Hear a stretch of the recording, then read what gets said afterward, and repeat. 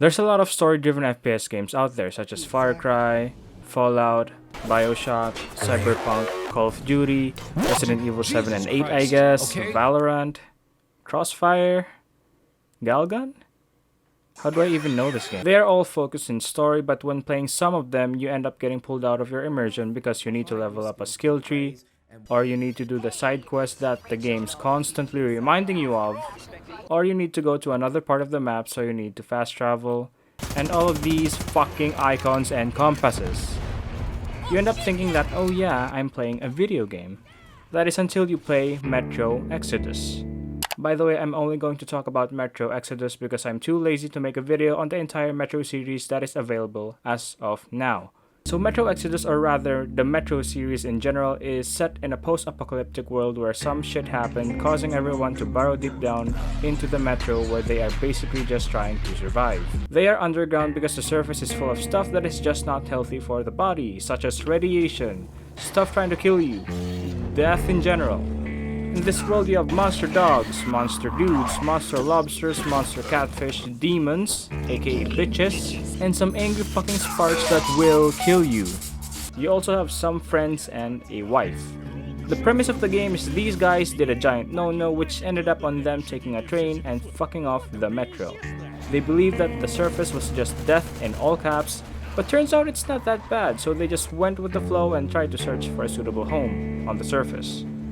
Now, Metro Exodus' story is good. It's not something that is award-winning like The Last of Us 2. I shouldn't open up that discussion, I'm sorry.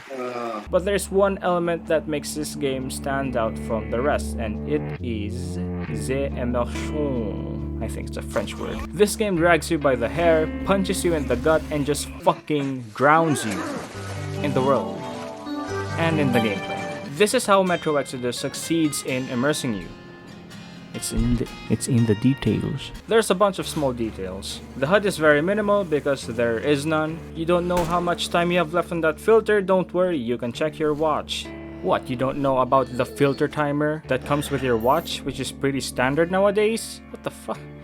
You're pretty dumb. You don't have much air pressure on your pressurized gun that spits out metal balls? You check the thing, and you pump it up your damn self. Or you don't, if you have the attachments. Need to craft something, you bust out your backpack and craft stuff, hopefully in a safe location because mutant dogs don't give a shit if you need to craft more medkits. They are trying to eat you. Don't know where the fuck you are, you pull out your map and see where the fuck you are. Again, hopefully in a safe location because bandits want their guitar back. You stole it. There's more stuff I can say, but you get the point.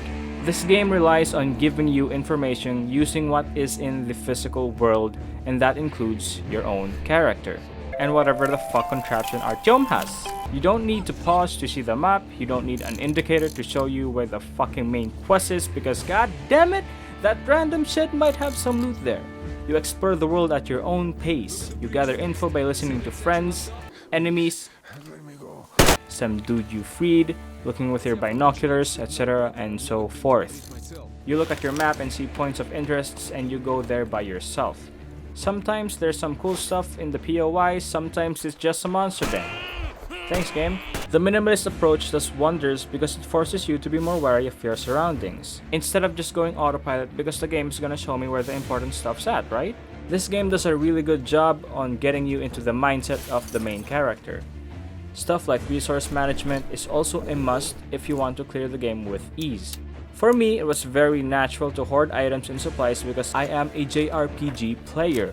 And because you know how scarce supplies are, you try to optimize your equipment, like for example, there is a minigun in the game. But that thing sucks ass. Know your fucking place, trash. The reason being is that it's inaccurate and eats your ammo like a Matt Stone eats his burrito.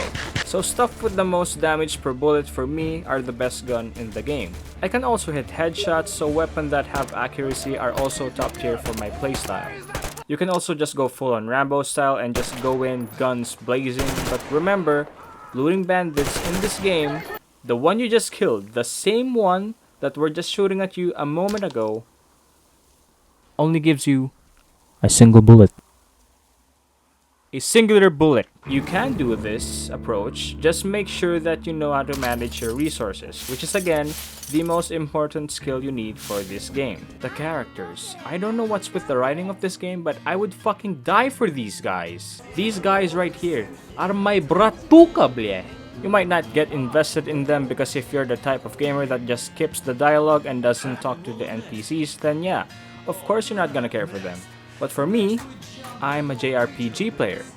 I talk to every fucking NPC just in case they say something that is important.